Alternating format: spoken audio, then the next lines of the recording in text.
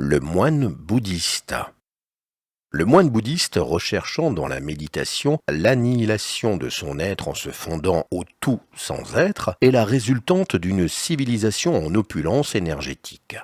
Opulence énergétique donnée par la culture du riz. Culture du riz qui oblige les individus à des travaux collectifs d'irrigation avant l'exploitation individuelle de la parcelle, faisant ainsi rentrer de génération en génération l'esprit de ces hommes que le groupe passe avant l'individu et que l'individu n'est pas grand-chose. Dans cette société hautement communautaire, basée sur la culture du riz et la bonne gestion commune des infrastructures productrices d'énergie que sont les rizières, les hommes appliquent leur façon de penser à la gestion des hommes et au contrôle de la société.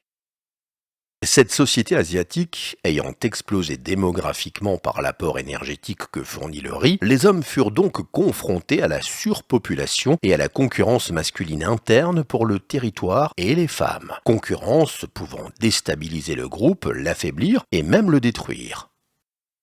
Habituée à la gestion collective et peu individualiste, cette société basée sur l'exploitation du riz généra une spiritualité permettant de recycler les jeunes hommes sans héritage et sans femme dans des activités peu énergétiques et calmantes de méditation. C'est ainsi que les monastères et les moines bouddhistes apparurent.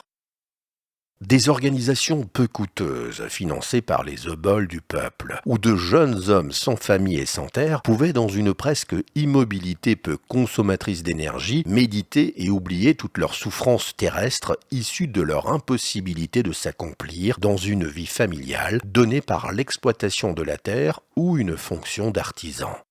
Toutes les sociétés du monde sont confrontées à ce même problème, gérer la bonne répartition des richesses issues de l'exploitation du territoire et par-dessus tout, gérer les jeunes hommes pleins de testostérone, de fougue et de volonté, de puissance, qui, s'ils ne trouvent pas rapidement leur place dans le groupe, peuvent rapidement se transformer en êtres asociaux et violents, détruisant tout sur leur passage dans cette haine qui les taraude et qui n'est autre que ce besoin inassouvi de puissance et d'énergie pour avoir les femmes.